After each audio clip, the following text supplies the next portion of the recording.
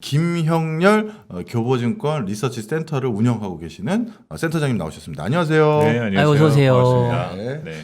센터장님, 네네. 제가 여기에서 이렇게 게스트석에 센터장님을 모실 줄은 정말 몰랐었습니다. 그런가요? 네. 저는 이 방송에 한번 나와보고 싶었어요. 네, 너무 진행하시는 분들도 다양하고 그 스펙트럼이 상당히 좀 화려하고 다양성이 있는 부분이 있어서 언젠가는 좀 불러주시면 좋겠다 생각을 했는데 다행히 저에게 이번에 기회가 온 것 같습니다. 이게 사실 이제 본의 아니게 다른 요일에 MC들이 조금 질투할 수도 있는데 네. 지금 목요일이 거의 몇 주째 센터장님 특집이 지금 그렇네. 계속되고 있거든요. 그렇군요. 네네. 그래서 오늘 센터장님 뵈서 너무나 반갑고, 그리고 이제 센터장님이 보게 되면 그 예전에 업종이나 기업을 담당했던 분이 센터장님이 된 경우가 있고, 네네네. 또 이제 투자 전략을 하시다가 또 되신 분이 계세요. 근데 우리 김 센터장님은 원래 투자 전략을 하셨었고, 네, 그렇습니다. 지금도 여전히 왕성하게 페이퍼도 내시고 네. 분석 아직은 쓰고 자료를 계시죠. 써야 될 나이입니다. 제가 뭐 네. 그냥 관료문만 하기에는 아직까지 손가락이 근질거리기 때문에 뭐 최대한 머리를 좀 쥐어짜서 네. 더 게을러지기 전에 많이 자료 쓰려고 노력하고 있습니다.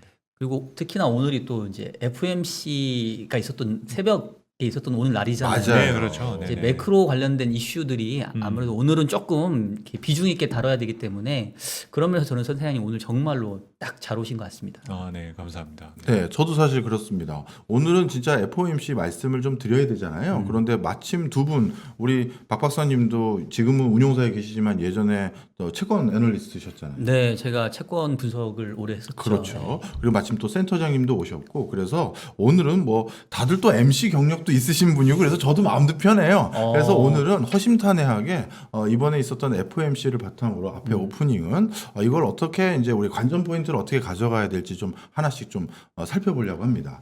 먼저 제가 운을 좀 띄워보면요. 정작 FOMC에서는 뭐 예상보다는 좀 강하게 메시지를 분명 전달을 했음에도 불구하고 우리 증시에서는 큰 변화는 없고 환율만 조금 튄 것 같은 느낌이 있었습니다. 여기에 대해서 센터장님은 어떻게 보셨어요? 네, 이미 뭐 어느 정도 예상을 해왔었던 내용들이니까 그 결과가 당장 큰 방향을 일으킬 수 있을 만한 사안은 분명히 아니다라 봐야 될 것 같고요. 정책 당국에서의 어떤 경기 판단에 대한 부분 등에 있어서 앞으로 투자 환경에 대한 변화, 그리고 매크로의 상황 등 중 어디에 먼저 우선순위를 둘 거냐에 대한 부분인 건데, 시장 참여자들은 어떤 투자 환경에 대한 변화 쪽보다는 앞으로 변해갈 어떤 경제 상황, 실물 경제에 대한 부분 등에 좀 더 무게 비중을 많이 두었다라는 쪽으로 해석해 볼 수 있을 것 같습니다.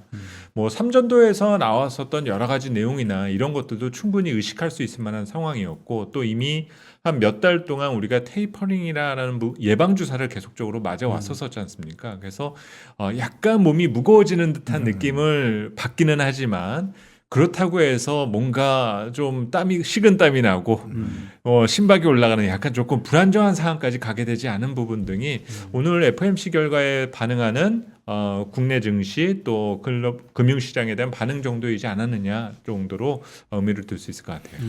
박 박사님은 특히 다른 요인들보다는 환율은 왜 움직였다고 보세요? 그렇죠. 이제 사실 오늘 시장은 그냥 환율만 조금 튀었다 할 뿐이고 다른 시장은 좀 잠잠했는데, 근데 이제 아무래도 미국 시장에서 달러 인덱스가 네. 조금 강세로 갔기 때문에 이제 그 부분들에 좀 반응이 좀 있었던 것 같고요. 결국은 이제 환율이라고 하는 거는 뭐 제가 기회 있을 때마다 얘기하지만 이제 교환 비율인 거고 네. 상대 가치가 중요한데, 지금 달러 인덱스에서 가장 큰 비중을 차지하는 게 결국 유로화 아니겠습니까? 그러니까 결국 달러 인덱스 이꼴 유로하고 거꾸로 환율 뒤집으면 똑같은데, 통화 정책적인 차이를 봤었을 때 ECB는 얼마 전에 있었습니다만은 기존의 계속 완화적인 스탠스를 유지하고 강조하는 그런 판이었고, 요번에 FOMC 같은 경우는 뭐 다들 해석하는 것처럼 예상보다 매파적이었다. 네. 그러니까 결국 미국과 유럽의 통화 정책의 차이가 이제 조금 벌어지는 그런 국면으로 가다 보니까 달러가 좀 강세를 보였던 것 같고요. 이제 그런 흐름들이 이제 국내 환율에도 좀 이어졌지 않나 이렇게 저는 일단 환율을 보고 있습니다. 학교에서 관련 교수들하고 얘기했었을 때는요, 저녁 먹으면서 우리가 이제 글로벌 금융위기를 반추했었을 때 그때 이제 금리를 확 낮춰놓고 정작 기준금리 올린 거는 거의 2015년 돼서나 올렸단 말이에요. 그랬었죠. 네. 그래서 이번에도 크게 뭐 그 정도 시기를 전례를 봤었을 때 그렇게 빠른 메시지가 있겠느냐라고 했는데 생각보다 이번에는 점도표도 그렇고 우리가 예상보다 글로벌 금융위기 때보다는 기준금리 인상 시기를 좀 더 앞당길 것으로 전망되는데요. 이것은 그만큼 지금 경기가 빨리 좋아지고 있다라는 걸 반증하는 걸까요? 센터장님 어떠세요? 예, 저도 그쪽의 의미를 많이 두는 거가 맞다는 생각이 들어요. 그래서 이미 시장에 우리가 경험하지 않았던 경기 침체를 해결하기 위해서 돈을 풀어놨는 상태인데 문제는 일자리를 제외한 나머지 부분은 빨리 정상화되고 있다라는 점이죠. 그러면 이번에 연준 FOMC에서 연준 의원들이 바라보게 되는 그 시선은 어쨌든 백신 접종과 확연하게 확진자 수가 감소하고 있다는 점 등은 긍정적으로 해석할 만한 부분이다. 그리고 이런 사안 등이 당장 경제 심리를 지금 살려놓은 상태이기 때문에 물가 상승 압력이 강한 거잖아요. 그러면 이렇게 물가에 대한 부담을 느꼈을 때는 결국은 테이퍼링 등을 통해서 약간의 미세적인 조정을 선제적으로 해야 된다. 네. 근데 시간이 지나서 이제 일자리가 되살아나기 시작을 하게 됐을 때는 우리가 그때를 대비해서 정책금리에 대한 변화를 줄 수 있다라는 메시지도 던져놔야 된다라는 거겠죠. 결국은 연준 의원들은 앞으로 6개월, 1년 이내에 경제 회복 속도가 상당히 빨라질 수 있다라는 가정을 먼저 시장에 던져둔 부분이 네. 되니까 그런 부분에서는 충분히 오히려 경기 판단에 좀 더 긍정적 메시지가 전해되었기 때문에 지난밤 미국 시장은 조금 충격을 받았지만 그 부분의 파장이 연속된다라는 걱정보다는 단기에 봉합될 수 있는 개연성이 조금 더 크다라는 쪽으로 우리가 바라볼 수 있을 것 같아요. 네, 박 박사님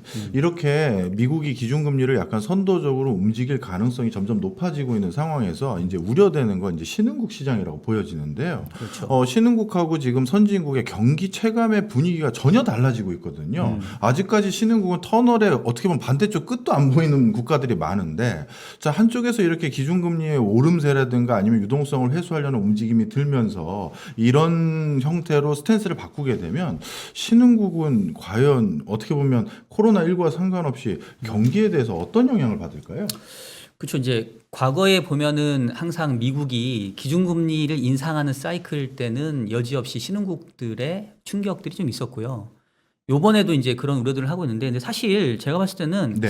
과거하고는 지금은 조금 선진국하고 신흥국의 구분이나 기준이 좀 달라야 될 것 같아요. 왜냐하면 뭐 사실 신흥국 하면 중국을 빼놓을 수 없는데 네. 이미 중국은 가장 먼저 코로나를 극복해서 경제가 매우 좋아졌다가 사실 요즘에 중국 경제는 오히려 너무 일찍 좋아져서 약간 모멘텀 떨어지고 있거든요. 어제 뭐 생산이나 뭐 네. 투자 지표 이런 것들 보면. 그래서 제가 봤을 때는 지금은 기존의 전통적인 신흥국과 선진국의 구분보다는 백신에 대한 접종률이 높은 국가이냐, 즉 방역이 우수 국가이냐, 그렇지 않은 국가이냐가 좀 더 중요하지 않을까 싶고요. 실질적으로 봤었을 때는 신흥국이라 하더라도 방역의 모범 국가들은 제가 봤을 때는 경기 여건이나 금융시장 상황 괜찮거든요. 네, 네. 그래서 지금은 옛날의 기준으로 보기에는 조금 무리가 있지 않을까 싶고, 네. 그리고 사실 이제 저는 조금 덧붙이자면 오늘 FOMC 결과에 대해서 보면 대부분 예상보다 매파적이었다고 얘기하는데, 사실 저는 내용을 뜯어놓고 보면은 아니었다. 별로. 오. 왜냐하면 네. 물론 기준금리 인상 시기를 2023년까지는 인상하지 않을게 했다가 2023년에 2번 정도 인상할게라고 말을 바꾸긴 했지만 네. 그거 말고는 다른 부분에 있어서는 실질적으로 액션이 취해진 부분이 없고요. 달라진 게 전혀 없습니다. 그리고 이제 요 얘기는 제가 꼭 하고 싶었던 게, 요번에 이제 특징적인 것 중에 하나가 뭐 IOER, 초과지정금리에 대한 금리 높여준 거, 그다음에 역레포에 대한 금리 높여줬다고 해서 이거 긴축 시그널 아니냐 많이들 이렇게 해석하시잖아요. 네. 근데 저는 이제 채권 시장을 오래 본 사람으로서 이거 그렇게 오해하시면 안 됩니다. 이유를 좀 설명해 주세요. 아니, 왜냐하면 물론 그 얘기가 틀린 건 아니에요. 네. 분명히 역레포 금리, 그다음에 초과지중금에 대한 금리를 높였다라는 거는 시중은행으로 하여금 조금 더 그 유동성을 중앙은행이 예치하게 만드는 유인이 있긴 있었는데 네. 이거를 왜 해줬는지 그 배경을 봐야 되는데요. 그동안 작년부터 해서 그 미국 재무부가 계속해서 그 공격적인 재정 부양책을 썼잖아요. 그리고 그 재원의 대부분이 다 단기 채권으로 조달을 해왔었습니다. 그렇죠. 네. 근데 최근에 미국의 재정 부양책이 이전에 비해서 좀 강도가 떨어지고 있어요.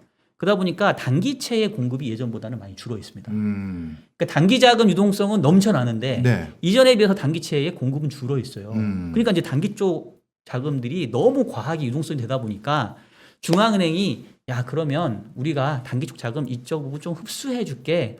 요런 차원에서 요번에 초과지준부리하고 연내포 금리 좀 높여준 거거든요. 그러니까 네. 어떻게 생각하냐면 중립에서 중앙은행이 긴축으로 간 게 아니라 네. 중립인데 금리가 떨어지려고 하는 단기 쪽 자금을 그냥 다시 중립으로 갖다 놓는 정도의 소극적인 걸로 봐야지 이거를 벌써부터 유동성 흡수하기 시작하네 본격적인 신호탄이네 요렇게 보는 거는 제가 봤을 때는 채권 시장을 보시지 않는 분들 좀 오해할 소지가 있습니다.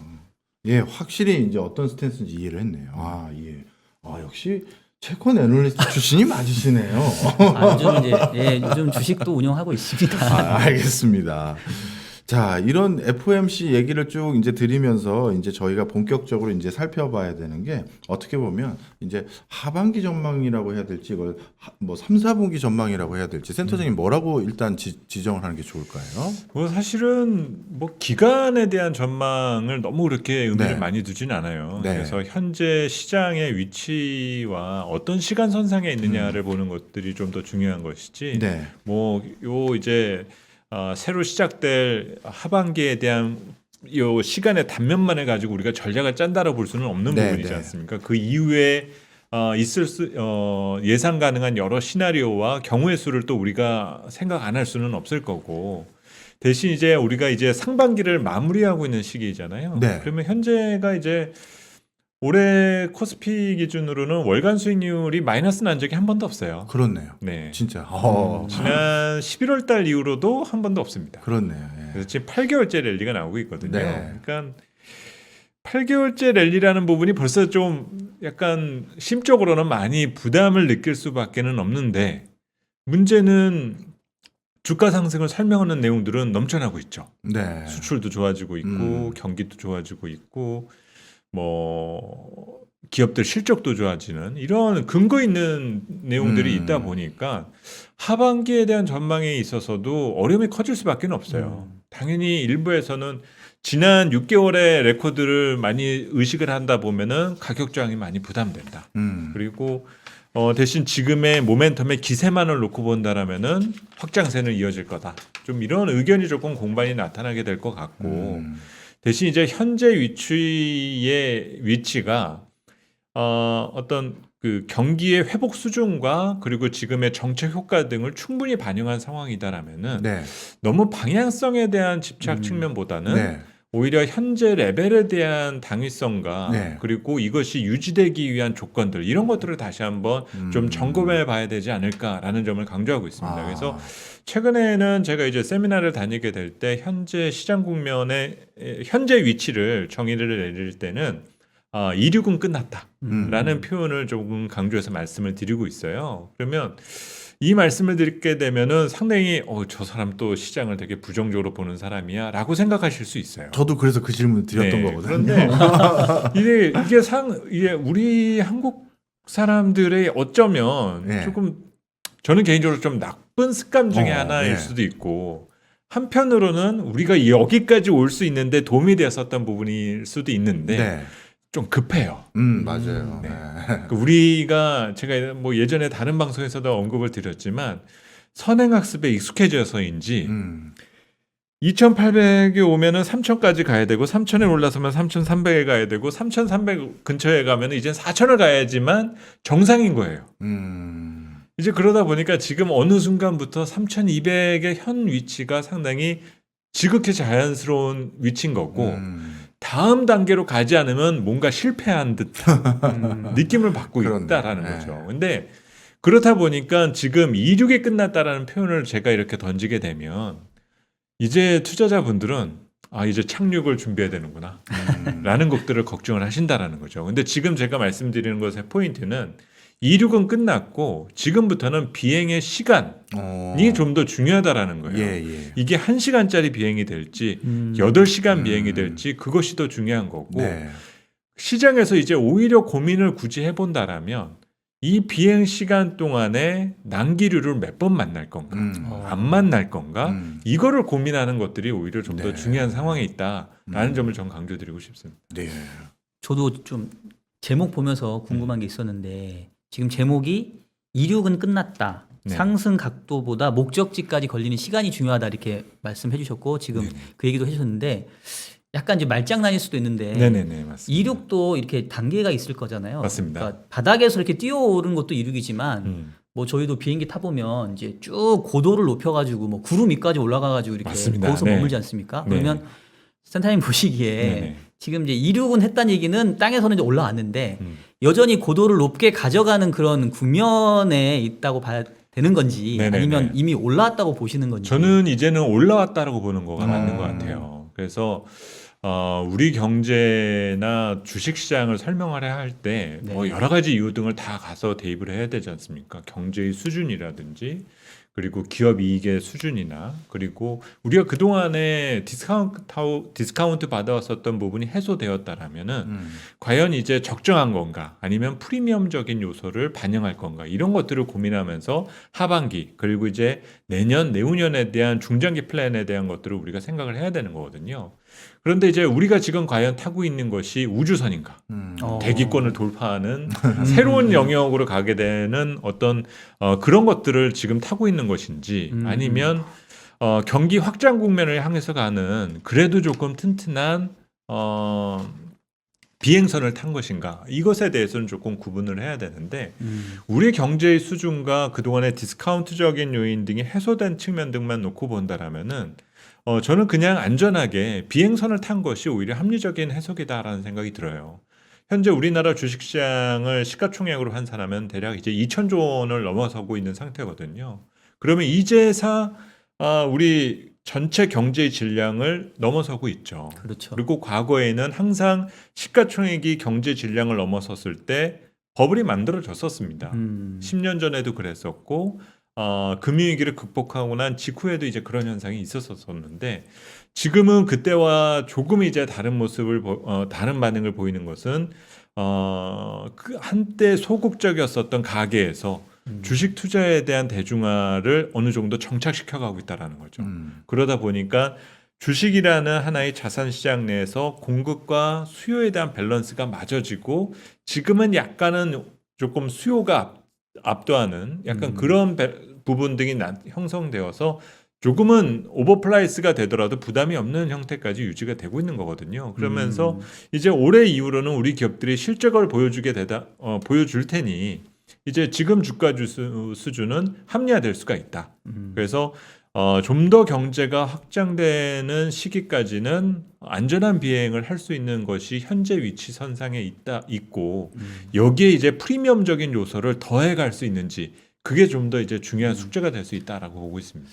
제가 조금 짓궂을지 모르겠는데 네네네. 괜찮습니다. 예, 그러니까 이게 제가 딱 듣기로는 이미 올라섰다라고 하면 사실은 그러면 고도를 더 높이진 않고 이제 네네네네. 이 상태에서 안전 비행이라 하면 네네네. 이제 그냥 이해되기로는 지수 자체가 네네. 상승할 수 있는 그런 룸 자체는 좀 많지 않고 그렇죠. 여기서 약간 순환매 정도다 이런 느낌으로 와닿는데 제가 잘 이해를 한 건가요? 그렇습니다. 지금은 이제 지난해 같은 경우는 충격에 반응하는 어떤 시장 상황이었다라면 네. 지금은 약간 이제 고급화 과정으로 들어가는 거고 실제로 시장 안에 어떤 수익률 게임 측면에 있어서는 차별화 가능성이 조금 더 커질 수 있는 그런 위치에 조금 더 다가선다라고 봐야 될 것 같아요. 그리고 이 과정에서는 시장의 어떤 주도 산업과 종목 어떤 업종 셀렉션에 있어서 편승할 것이냐 그렇지 않을 것이냐에 따라서도 수익률에 대한 격차가 조금씩 커질 수 있다라는 생각을 해야 될 때인 것 같습니다. 제가 한 가지만 더 여쭤보고 우리 박 교수님 질문해 주시면 좋을 것 같은데 네네. 그러니까 아까 이제 우리 주식시장의 시가총액이 이제 2천조를 지금 네네. 넘어섰다고 말씀해 주셨잖아요. 맞습니다. 그리고 우리나라 GDP 총액이 명목 기준으로 아마 1,900조 정도. 맞습니다. 그래서 이제 흔히 말하는 버핏 지수가 네, 맞습니다. 그렇죠? 맞습니다. 이제 100을 넘어섰단 말이에요. 맞습니다. 그래서 아마도 이제 어느 정도 왔다고 보시는 것 같은데 근데 이제 미국 같은 경우는 법비 지수가 지금 이미 200% 한참 늦죠. 정도 되잖아요. 맞습니다. 그러니까 우리보다 한 2배 정도 되잖아요. 맞습니다. 그러면 이제 그네들 시장에서는 이렇게 그 경제 규모보다 2배 가까운 시가총액을 만들어낸 어떤 원동력이 있을 거니까 혹시 우리도 그네들처럼 이렇게 레벨업 할 수 있는 그런 요인들이 있지 않을까. 네네네. 아니면 우리는 이런 것 때문에 그렇게 못한다. 이제 이렇게 좀 얘기를 더 그래서 해주실 것 이제 같아요. 저 스스로에게도 던지는 질문이 있어요. 그래서 이 이상의 어떤 프리미엄적인 요소가 이제는 정착돼야 될 때인 거다. 리레이팅 되어서 뭔가 이제 다시 재고해야 될 부분이다라고 하려면은 우리 스스로에게 이 질문을 던져서 그렇다라는 답을 얻어내야 될 것 같아요. 한국은 선진국이다. 이 질문에 대한 답을 우리가 얻어내야 되고 예스라는 확신을 갖게끔 돼야 될 것 같습니다. 근데 이러면서 이제 저는 개인적으로 고민이 되는 게 단순히 선진국이다라고 하는 부분 등을 경제적인 측면만을 가지고 우리가 선진국이라는 의미로 우리가 대입을 해야 될 건가?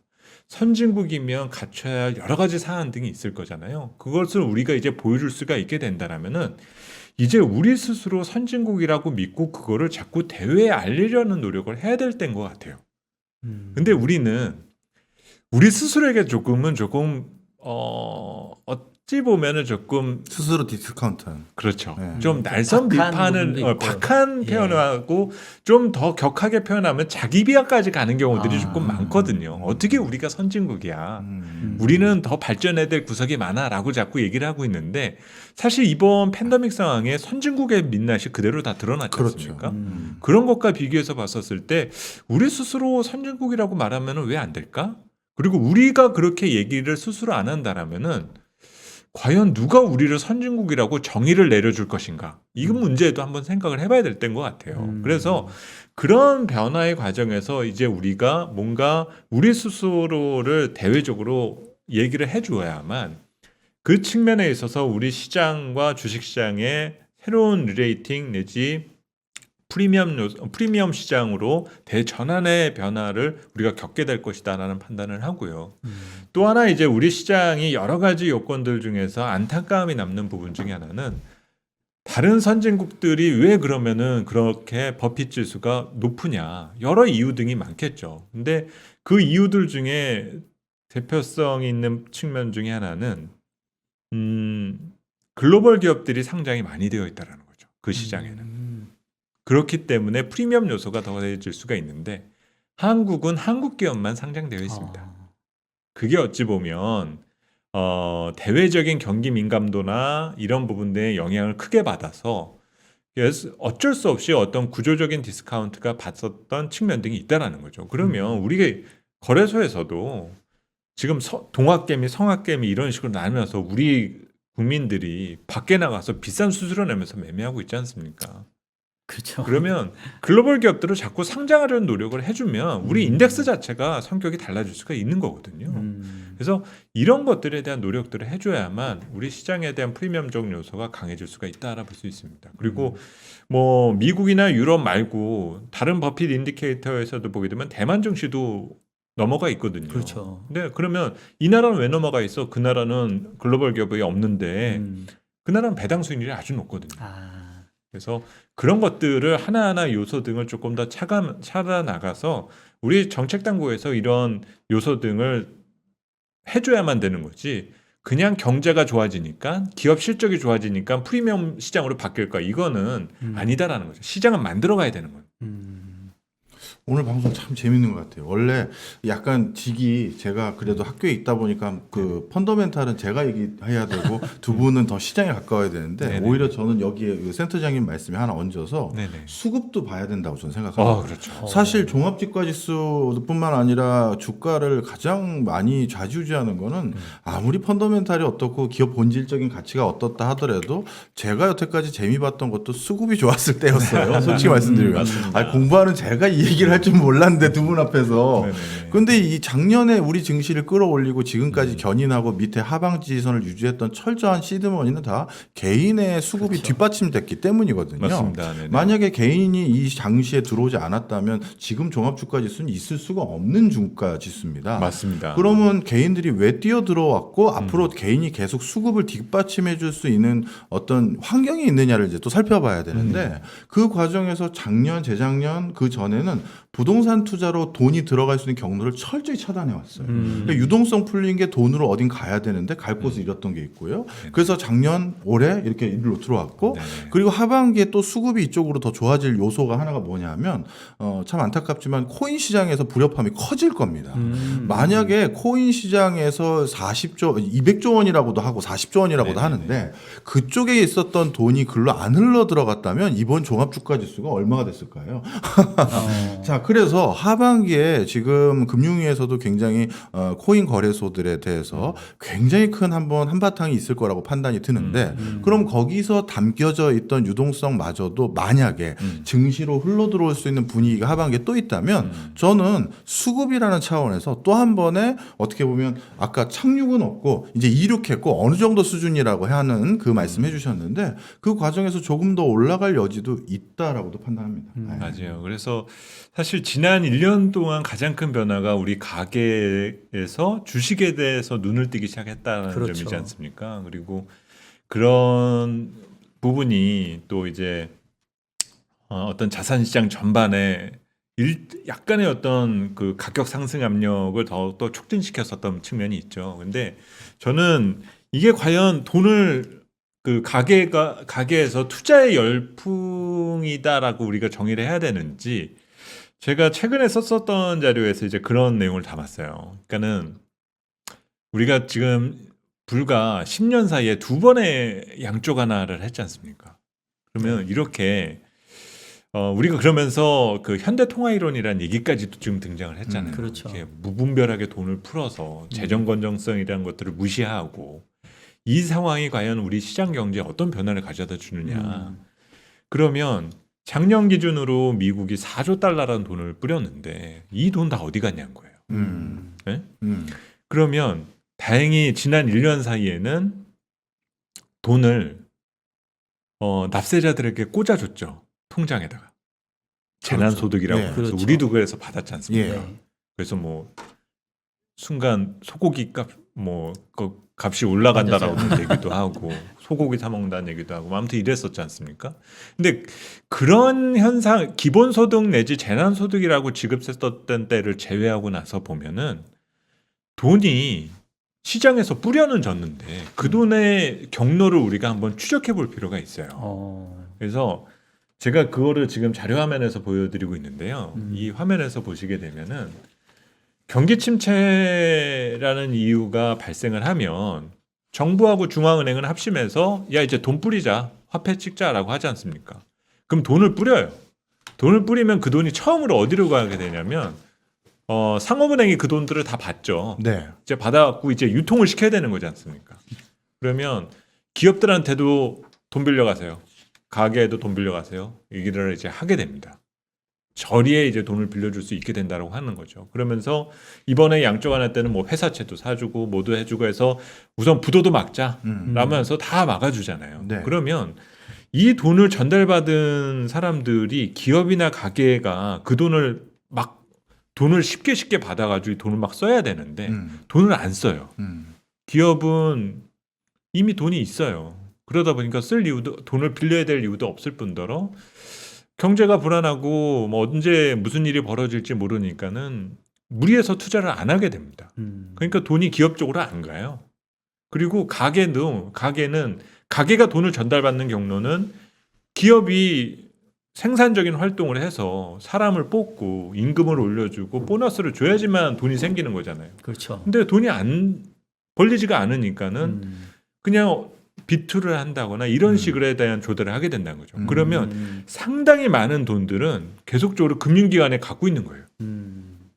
그런데 이 금융기관들은 어떤 행태를 하게 됩니까? 돈을 절대로 그냥 두진 않죠. 그렇죠. 이 돈을 가지고 다시 투자은행들에게 빌려주기 시작을 합니다. 0.1%라도 붙여서 가져와. 그렇죠. 라고 하면서 투자은행, 헤지펀드, 사모펀드들한테 돈을 빌려줘요. 그러면 이 돈들이 어디로 가냐면 자산시장으로 흘러들어가. 그렇겠네. 네. 주식 가고요. 선진국 주식 가고 네. 신흥국 주식 가고 살 거 없으니까 채권도 사고 살 거 없으니까 코인도 삽니다. 그래서 자산시장의 가격을 들썩이게 만들어요. 이 현상의 가격의 변동 사항이 또 다른 정보가 되어서 기업의 투자와 가계의 투자를 또 흡수하는 유동성을 흡수하는 효과가 나타나게 된다는 거죠. 10년 전에도 이 같은 똑같은 현상 때문에 결국 미국이 모기지 버블을 만들어냈었던 그렇죠. 거죠. 예. 그러다가 금융위기가 나왔었던 거지 않습니까? 근데 이 현상이 지금 또 나오고 있다는 거죠. 이 얘기는 다시 말하면 이번 코로나 팬데믹 상황을 극복하기 위해서 미국도 돈 뿌렸고 유럽도 돈 뿌렸고 이 돈 뿌린 것들이 실물로 가기 전에 현재 금융기관에 머물면서 어마어마한 캐피탈 게인을 만들어내고 있다는 거예요.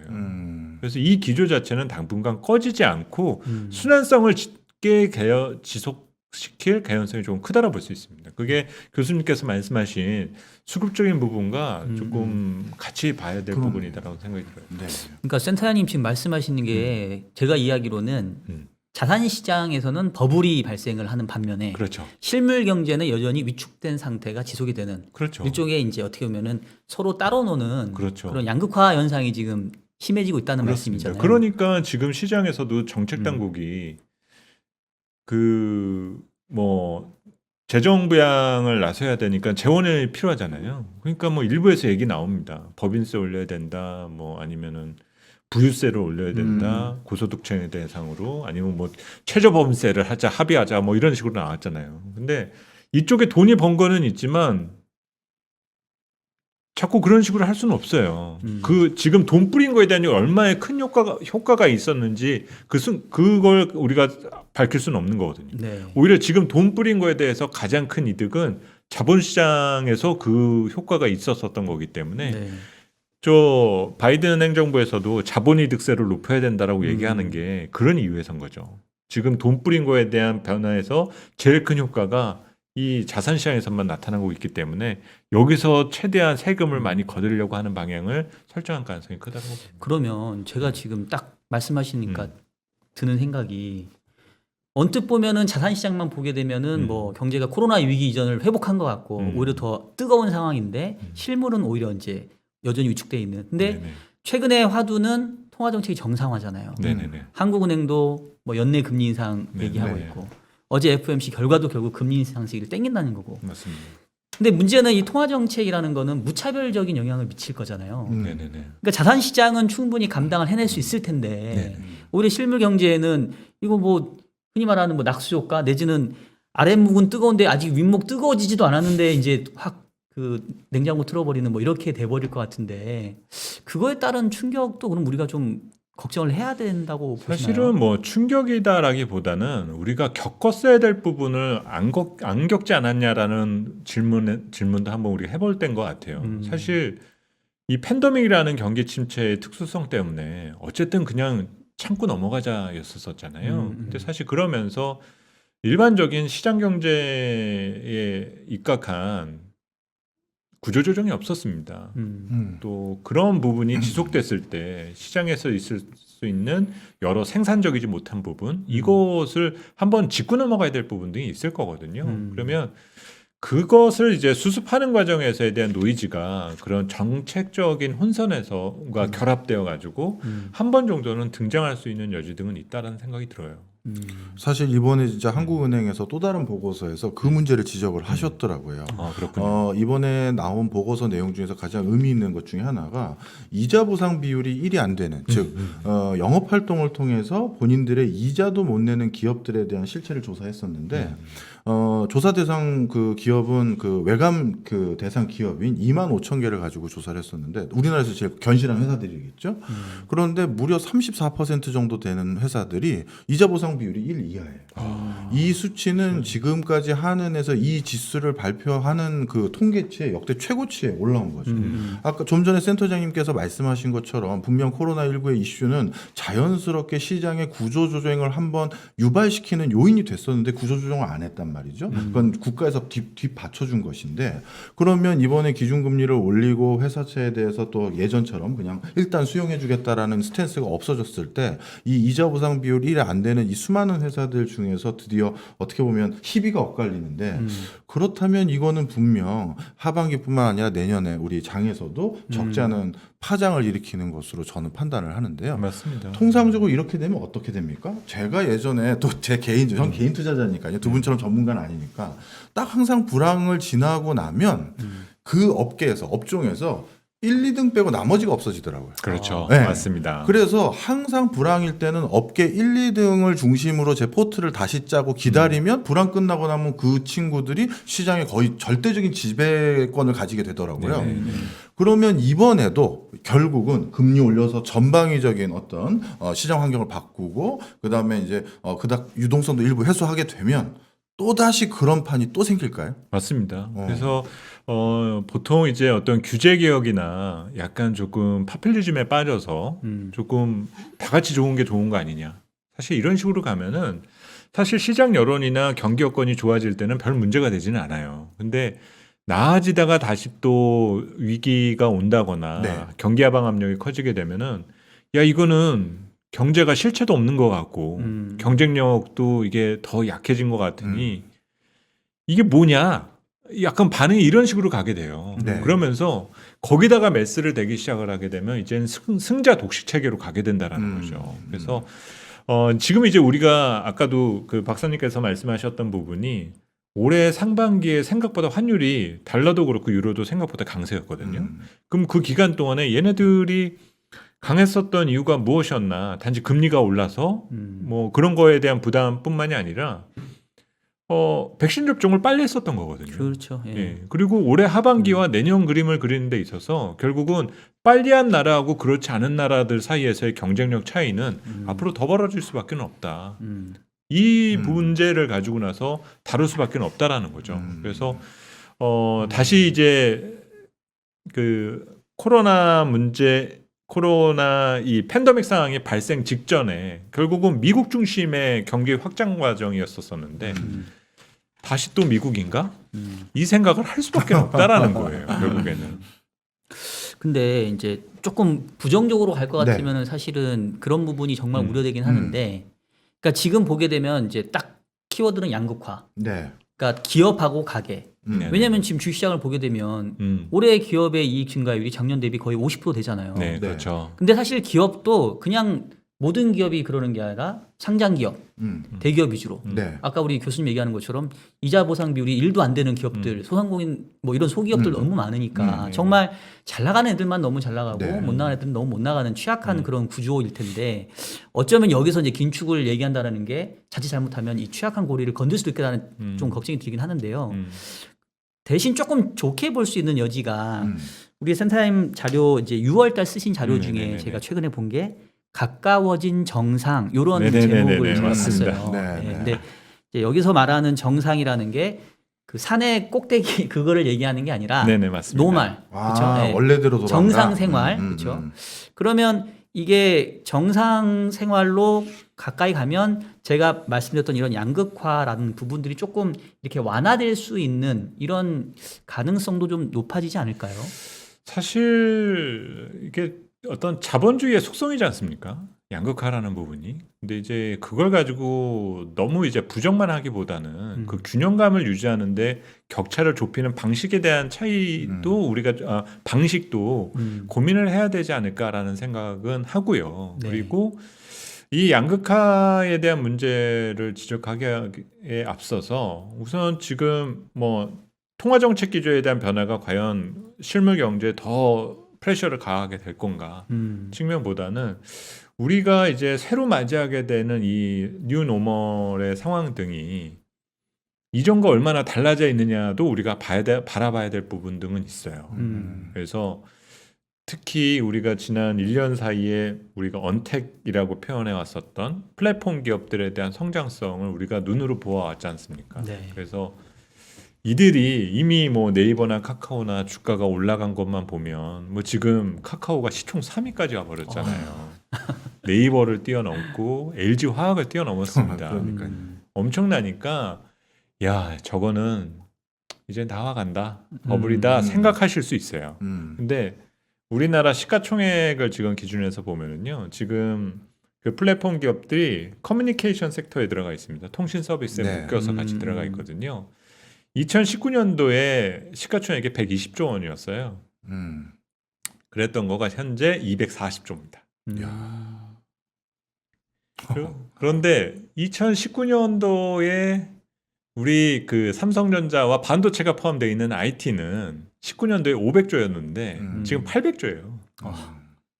그러니까 이런 격차에 대한 부분만을 보면은요, 아직도 잠재력이 있다라는 느낌을 받으실 수 있을 거예요. 또 하나, 우리가 또 개인 투자자분들이 좋아하는 바이오 있지 않습니까? 네. 바이오 19년도 시가총액이요. 그러니까 우리 그 헬스케어 네. 시가총액이 19년도에 160조였었거든요. 네. 지금 240조입니다. 오. 네이버 카카오 있는 그 섹터하고요. 차이가 크네요. 시총 차이가요. 네. 크게 나지 않아요. 근데 한쪽은 돈을 겁나 많이 벌고 있고 한쪽은 실적은 뒷받침되지는 않죠. 뭐 이런 밸류 체인의 이동 등이 지금 시장에서 빈번하게 나타나고 있기 때문에 네. 저는 개인적으로 지금 너무 통화 정책이나 어떤 정책 금리에 대한 정상화나 금리 정상화나 이런 부분 등이 네. 우리 실물 경제에 직접적인 영향을 전 준다라고 보고 있지는 않아요. 그래서 앞으로 또 우리 소비나 수요 활동에 대한 정상화 과정에서도 분명히 다른 의미 등이 있을 거다라는 거죠. 우리는 지금 소비에 대한 핵심은 시간을 사는 거지 않습니까? 네. 그동안 팬데믹 1년 동안 소비가 늘어났었던 거는 집에서 있을 수밖에 없으니까 그 시간을 사는 산업 등이 성장을 해왔었죠. 그러면 앞으로 우리가 이제 경제 활동이 정상화된다라고 해서 뭐 옷도 사고 여러 가지 사는 것들이 있기는 할 텐데 여전히 저는 시간을 많이 산다라고 봐요. 관계의 시간이라든가 아니면 레저의 시간이나 이런 것들을 사는 과정에서 여러 가지 어떤 요인 등이 시장에선 등장할 수가 있게 될 텐데 그러한 요소 등이 단순한 어떤 정책금리 환경과 통화정책, 재정정책 등에 대한 변화만으로 직접적인 타격을 준다거나 하게 될 위험성은 그렇게 크지는 않다. 그래서 지금은 어떤 시장의 새로운 뉴노멀에 가까워져 있는 상태에서 이 변화된 환경을 조금 더 우리가 의미를 찾는 부분 등이 좀 필요하다라는 생각을 많이 하고 있습니다. 저도 사실 오늘 두 분의 진행자가 있으니까 저도 마음이 편안하네요. 저도 센터장님 의견에 좀 동의하는 바가 좀 큽니다. 특히 금리 정상화라는 것은 사실 우리가 다 이미 예견된 미래, 알고 있었던 미래예요. 그게 시기가 뭐 분기가 좀 뒤로 밀리는지 다가오는지 그 차이가 있었는데 이번에 이 증시의 움직임의 가장 큰 주축은 우리나라 또 종합주가지수에 차지하는 비중도 마찬가지지만 ICT 분야가 제일 절대적이죠. 우리나라 종합주가지수 삼성전자 빼고 얘기할 수 없는 것처럼요. 맞습니다. 네네. 그런데 지금 이 코로나19라는 이 환경이 우리나라의 가장 대장주들에 속한 ICT 산업에 대한 미래 기대감을 훨씬 더 키워줬던 분위기가 돼버렸고요. 뿐만 아니라 그 다음에 차세대 주자라고 할 수 있었던 바이오라든가 배터리라든가 이런 것들도 굉장히 전 세계적인 비즈니스 환경이 좀 더 앞당기는 요인도 작용됐기 때문에 어떻게 보면 저는 조금 더 기대감을 가지고 있는 쪽에 속합니다. 맞습니다. 그런 과정에서 이자 보상 비율 아까 1 이하의 기업들이 제가 30%가 넘었다 말씀드렸잖아요. 네. 그 보고서에 또 특이한 점이 뭐냐면요. 이자 보상 비율이 5 이상 되는 회사도 역대 최고를 찍었어요. 그러니까 업종 간의 희비가 완벽하게 갈라진 거죠. 업종 간의 희비일 수도 있고 회사 사이즈의 희비 이럴 수도 있죠. 예. 이게 상당히 특이한 거예요. 흥미롭네요. 예.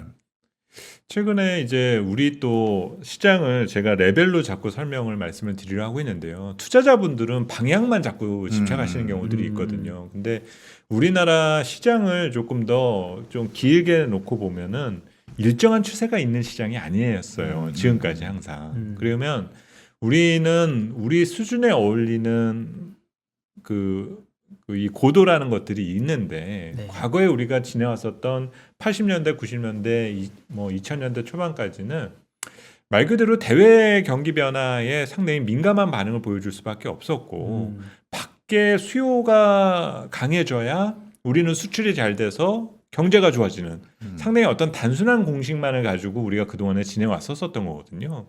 근데 지금 우리 경제가 바뀌려 하는 부분 중에 하나는 그 고질적인 조금 전 이자 보상 비율도 말씀을 주셨었지만 생산성의 변화가 조금씩 확인이 되어가고 있다는 거예요. 물론 이제 우리 기업들이 여전히 ROE가 높지 못하고 여러 문제점을 갖고 있는 측면들은 있습니다. 근데 구성 산업이 과거에는 뭐 중간재나 원자재를 수입해 들여와서 뭔가 살을 붙여서 나가는 그러다 보니까 마진을 많이 남겨먹기 좀 어려웠었던 구도였었는데 지금은 우리가 코스피 3000 시대를 열기 시작을 하면서 우리 상장 기업들이 이익을 내는 방식이 예전처럼 매출을 늘려야만 이익이 늘어나는 구조가 되는 거가 아니라 매출이 예전처럼 늘지 않더라도 이익을 키워나갈 수 있는 방식을 조금씩 알아가고 있다라는 거예요. 그런 산업 등의 비중이 많아지다 보니까 시장이 재편되고 경제가 재편되고 있다라는 거거든요. 네. 오히려 그런 데 의미를 조금 더 두시게 된다라면은 우리 시장이 가지고 있는 잠재력에 대해서 조금 더 기대를 가져볼 수가 있겠죠. 네. 지금 뭐 사실 저희가 오늘 약간 좀 이렇게 큰 그림부터 해서 이렇게 잘 얘기를 하고 있는데 이제 솔직히 이제 저는 투자를 하는 입장이고 또 우리 이 영상을 봐주시는 그 시청자분들도 사실은 결국은 이제 투자에 그렇죠. 대한 부분에 관심을 가질 수밖에 없을 네, 것 같아요. 맞습니다. 그러니까 지금 센터장님 말씀하신 걸 이렇게 쭉 들어보면 이륙을 했고 이제 고도가 뭐 더 높아지는 않겠지만 이제 안정적인 그런 운항을 하면서 아직 착륙할 때까지는 시간이 많이 남은. 맞습니다. 그럼 결국은 뭐 흔히 말하는 순환배 장세가 계속 이어지는 걸로 네네. 저는 이해가 되거든요. 맞습니다. 네. 그럼 이제 결국은 이제 뭐 가장 고질적이라보다는 가장 뭐 그냥 쉽게 얘기하는 흔히 말하는 성장주의 시간이냐, 가치주의 시간이냐, 그 다음에 이제 흔히 말하는 언택트냐, 뭐 컨택트냐, 뭐 이제 이런 부분들이 있을 텐데 어쨌든 이제 투자 전략을 또 오랫동안 해오셨으니까 약간 조금 이제 업종으로 조금 좁혀가지고 한번 네네네네. 지금 가까워진 정상이라고 하는 게 생활이 정상화 된다고 한다면 거기서 우리가 이제 좋게 볼 수 있는 그런 업종과 섹터들을 한번 조금 얘기를 해주시면 좋을 것 같습니다. 그렇습니다. 우선은 제가 이륙이 끝났다는 표현을 썼기 때문에 이륙을 영어로 하면 테이크오프잖아요. 네. 네. 이 테이크오프가 두 가지 의미가 있습니다. 벗는다는 얘기가 있죠. 그렇네요. 결국 이제 우리는 마스크를 벗는 상황에 대한 준비가 필요하다라는 거죠. 그래서 또 이제 이 말씀을 드리게 되면 야 이미 경기 민감주들이나 뭐 소비 관련주들 이미 주가 오를 만큼 올랐는데 네. 이제 뭐 또 지금부터 해서 하는 게 뭐 의미가 있겠어? 이제 이 생각들을 하실 수가 있는데요. 문제는 그 해당되는 산업과 기업들이 숫자로 뭔가 바뀐 걸 보여준 적이 한 번도 없어요. 지금은 다 기대감만 있죠. 네네. 근데 주가가 올라가면서 언젠가 이제 그 주가가 말 그대로 이제 피크아웃하는 그러니까 정점을 통과하는 시기를 언제를 우리가 정의를 내려야 되냐면 말 그대로 우리가 예상했었던 낙관적 그림을 실제로 보게 되는 시점 이때가 실제적으로 피크 정상에 가까워진 시점이다라는 네. 거거든요. 근데 우리가 이제 정상적인 경제 활동에 복귀하면서 수혜를 받는 산업들의 경우는 지금까지 숫자를 보여준 게 별로 없다라는 거예요. 그러면 시간이 적어도 올해 연말 내년 초까지는 투자자들에게 주어졌다라 볼 수 있습니다. 그러면 이 해당되는 종목들이 연초부터 지금까지 이만큼 올랐다라는 거를 자꾸 복귀하시고 그 생각을 하시게 되면은 손이 안 나가죠. 그래서 오히려 지금은 이런 산업과 기업들이 더 그 잠재력을 유지해서 우리가 낙관적으로 예상한 것들을 실제로 보여줄 거야. 할 때까지 믿고 편승하시는 부분들이 조금 더 저는 필요하다라는 생각을 해요. 그리고 실제적으로 우리가 이륙이 끝나고 나면 안전벨트 풀렸다라는 신호 오지 않습니까? 네. 아 이제 그 주사들도 맞고 그러니까 네. 왠지 이제 옛날에 여행 다녔던 추억들이 이제 새록새록 떠오르면서 그때가 들죠. 이제 그러면 보통 이제 승객분들이 어떠세요? 보면 각자 이제 준비했었던 그 여행을 즐기게 되죠. 어떤 분들은 바로 주무실 거고요. 어떤 분들은 이제 뭐 영화를 보신다거나 각자가 이제 준비했었던 것들을 실천을 하시게 되잖아요. 마찬가지로 현 구간부터 이제 이 비행이 유지되는 구간에서는 내가 그동안에 공부했던 것들을 실천하시는 자세가 좀 더 중요하다는 겁니다. 일반화된 투자 전략이 있을 수 없다라는 거예요. 투자의 상황별로 상당히 달라질 수밖에 없는 거고 지금 상태에서 내가 이제 그동안에 공부해 왔던 것들을 써먹어 볼 수 있는 그런 것들이 조금 더 필요한 건데 그러면서 이제 우리는 이륙이 끝났다는 의미를 조금 더 확장적인 의미에서 우리가 생각해서 보면 이제는 유동성 장세를 보내면서 우리가 앞으로 경험하게 될 실적장에 대한 준비를 착실하게 해 나가야 될 필요가 좀 더 크다라는 거고요. 이 과정에서는 기업들이 애널리스트들이 분석하는 자료나 이런 것들을 더 꼼꼼히 보시면서 그 자료가 이제 이 자료 나오면 이제 다 됐네. 이런 식으로 이제 판단하시는 거가 아니라 그거를 밀고 가는 힘이 얼마나 강한 산업과 기업이 무엇인지 이거를 찾아내시는 과정이 좀 더 중요하다는 거예요. 그래서 제가 조금 전에 말씀드렸죠. 지금 금융업종이 많이 올라왔어요. 네, 맞아요. 은행, 보험 많이 올라왔죠.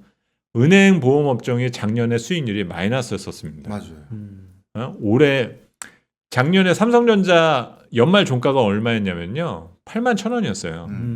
지금 81,000원 깨고 있잖아요. 네. 연간 수익률이 마이너스입니다. 그런데 작년에 연간 수익률 마이너스로 끝났었던 은행 업종들이 대표 종목들이 지금 다 플러스 30%거든요. 맞아요. 그러면 여러분들 생각에 최근에 차트 보시면은 은행 업종 저거 어떻게 사? 연초부터 저렇게 올라왔는데 그리고 요새 또 다시 뭐 이제 그 연준이 저렇게 표현을 하고 했으면 재료는 다 노출된 거 아니야?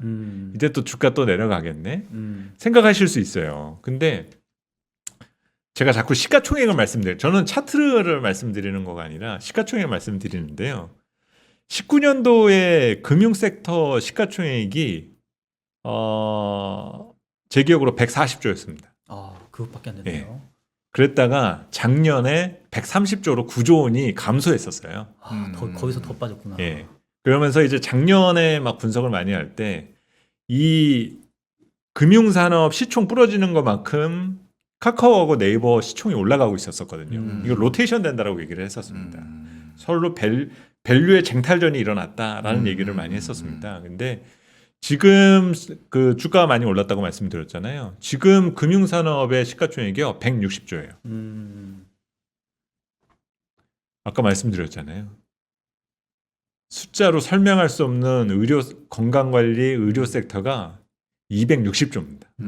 그런데 은행, 증권, 보험 다 합친 산업이요. 지금 시가총액이 160조밖에 안 된다는 얘기예요. 그러니까 이런 얘기는 지금 주가가 이미 올라왔다는 거에 대해서 겁을 내시는 것이 아니라 경제가 좋아지고 확장 국면에 들어지면 그 승수 효과를 그대로 흡수할 수 있는 이익이 커질 수 있는 산업 등의 잠재력을 믿어보셔야 된다는 거고 그 대상이 소비재나 금융에 해당된다라고 우리가 생각을 한다라면 여전히 투자 잠재력은 커진다라고 봐야 된다는 거죠. 그래서 계속 그 반도체에 대한 희망 고문만을 제가 말씀드릴 수 있는 것이 아니라 시장에는 잠재력을 갖고 있는 산업과 기업들이 여전히 지금 커져 있기 때문에 저는 개인적으로 경기 민감 산업, 소비재나 금융에 대한 잠재력이 올해 하반기뿐만이 아니라 이번 사이클이 끝날 때까지는 조금은 커질 수 있다라는 쪽으로 정리해드릴 수 있을 것 같습니다. 우리 센터장님 이제 어떤 적합한 종목은 들었으니까 이제 바이사이드의 의견도 들어봐야죠. 아니, 저는 그래도 한번 얘기를 해주셔야죠. 전문가로서. 저는 이제 직접 운용을 하는 입장이기 때문에 제가 포지션을 노출하면 좀 그런 게 있으니까. 그렇죠. 그걸로 많이 얘기를 해보세요. 아니, 그렇게 뭐 이렇게 아까까지 뭐 애널 하셨다고 막 하시더니. 저는 그러니까 제가 지난주에도 말씀드렸는데 저는 이제 사실 자동차 쪽을 제가 제일 최애로 선호하는 그런 섹터이고요. 뭐 여러 가지 이유가 있습니다. 지난주에 이제 자동차 관련해서 좀 얘기를 했었는데 일단은 뭐 이제 정상으로 가게 되면 자연스럽게 뭐 우리가 대외 활동이 많아질 거니까 필요하고 그다음에 이제 자동차가 그동안 약간 반도체 그 공급 이슈 때문에 제대로 출하가 안 됐는데 뭐 이거는 잠재 수요가 그만큼 있다는 얘기이기 때문에 제가 봤을 때는 뭐 시간의 문제다라고 보고 있어서 저는 이제 좋게 보고 있는데 그러니까 저도 사실은 성장주보다는 약간 조금 가치주 내지는 경기 민감주 쪽에 저의 현재로는 좀 무게를 두고 있긴 한데 최근에 시장의 모습은 좀 고민이 되기는 해요. 왜냐하면 오늘도 지금 카카오 많이 올랐잖아요. 많이 올랐죠. 그러니까 이른바 성장주의 로테이션이 생각보다 좀 빨라질 수 있다. 그리고 연준이나 뭐 한국은행이 금리 인상을 얘기하긴 하지만 아이러니하게도 오히려 시장 금리는 더 올라가지는 않고 특히 장기 쪽 위주로 좀 오히려 떨어지는 이런 상황이다 보니까 최근에 6월 들어서는 이 성장주가 또 힘을 내고 있거든요. 그래서 이제 저는 좀 고민이 되는데 우리 센터장님 또 전문가시니까 네네. 그러면 이렇게 단순한 질문일 수는 있지만 성장주, 가치주 요 두 개로 딱 구분을 한다고 하면 네네네. 하반기에 그래도 어느 쪽에 조금 더 좋게 보시는지. 결국은 현금을 따라가는 거가 올바른 선택이라는 생각을 하거든요. 그리고 지금 성장으로 우리가 얘기해 왔었던 기업들도 막 계속 성장만을 강조할 수는 없는 시대에 우리가 들어가고 있지 않습니까? 네. 금리를 올리기 시작을 했으니까. 그러면 이들 중에서 결국 미래의 현금 흐름, 우리가 미래의 현금이라고 흐름이라고 얘기한다라면 결국 실적이 수반되지 않는다라면은 밸류 저항을 상당히 이제는 가혹하게 받을 수밖에 없다라는 거고요. 대신 숫자가 보이기 시작하면 재평가 해줘야 되는 거죠. 그러니까 지금 당장 네이버나 카카오가 숫자가 보이기 시작을 하니까 벌써 이제 재평가 작업을 하고 있는 거고, 글로벌리 보게 되면 미국 팽 주식 등은 그걸 잘 못 보여주니까 최근에 계속 경직되고 있는 상황인 거잖아요. 그래서 현금 흐름을 따라간다는 측면이 가장 맞을 것 같고요. 그리고 사실 가치주라는 의미가 한때는 그냥 이 팬데믹 상황을 잘 대응하지 못했었기 때문에 조금 무거웠던 기업들이 대부분 가치주라고 평가를 해왔는데 이 기업들이 시간이 지나고 나니까 뭔가 흉내를 자꾸 내려고 그래요. 우리도 이런 성장이 있어 하면서 이제 아이템을 하나씩 장착을 하고 있지 않습니까? 이제 그러면서 실제적인 어떤 변화가 있는 것과 그렇지 않은 것들은 달라질 거라는 거죠. 대표적인 예로 차를 말씀을 하셨지만 뭐 차가 불과 1년 전에는 상당히 욕을 많이 먹었었지 않습니까? 왜 네. 전기차 안 하고 수소차 자꾸 해가지고 시대 흐름도 못 따라가고 이러면서 계속 욕 먹다가 분위기가 쑥 바뀌면서 자연스럽게 이쪽으로 올라탔어요. 그러면서 연초에는 애플카 얘기까지도 하면서 막 엄청나게 주가가 올랐었던 가 있지 않습니까? 근데 이제 요즘 보게 되면은 우리 주변에 전기차가 보이기 시작한다라는 거죠. 네. 국산차도 보이기 시작을 하고 있고. 그러니까 이런 거 눈에 보이고 얘네들을 믿을 수 있게 되면은 이제는 그거 믿고 지원 사격해 주는 거가 맞다라고 봅니다. 자동차 얘기가 나왔으니까 네네네. 말인데 사실 자동차는 5월부터는 이미 조금씩 움직이기 시작을 했어요. 그렇죠. 네. 네네. 뭐 최근에도 나쁘진 않고 근데 아마도 이제 대부분의 투자자분들의 관심은 결국은 반도체.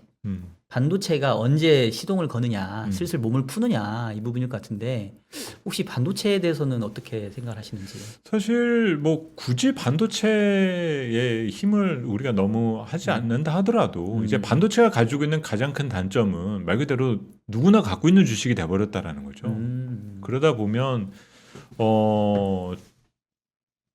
결국은 수요가 압도해야 가격의 변화가 있을 수 있는 거잖아요. 그러면 현재 삼성 반도체가 수익률 측면에서 좋아지려면은 수급 측면에서 새로운 투자자가 등장을 해야만 되는데 사실 그 조건은 외국인이 들어올 수 있느냐 없느냐로 얘기를 해야 되는 부분입니다. 그래서 그거는 조금 저는 너무 억측이 될 수 있는 측면 등이 있다. 왜냐하면 지금 외국인은 한국을 충분히 갖고 있어요. 작년에 그렇게 팔아도 갖고 있어요. 지금 지분율이 33%거든요. 여전히 많습니다, 한국. 되게 재밌는 거가 뭐냐면요.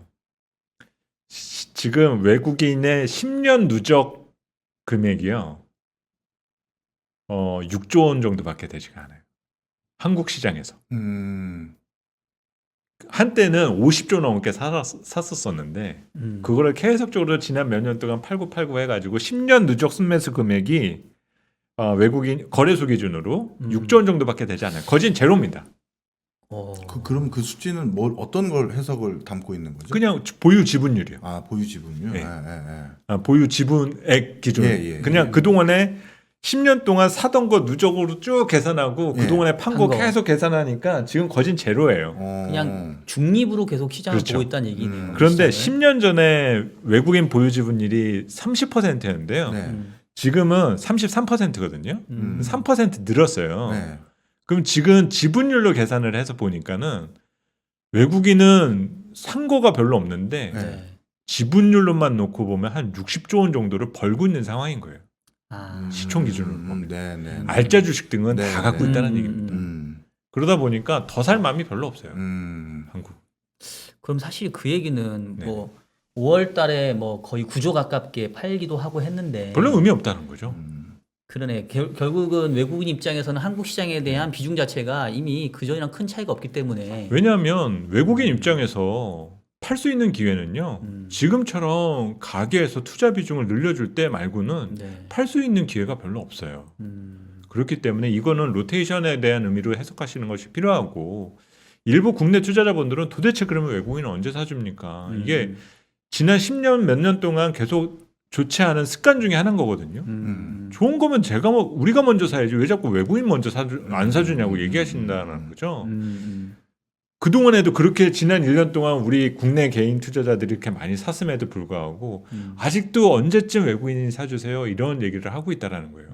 각 나라별로 외국인 보유 지분을 따져서 보면은 한국은 탑 랭커입니다. 30%나 외국인 지분이 있는 시장은 없어요. 대부분 10% 내외 정도에 그칩니다.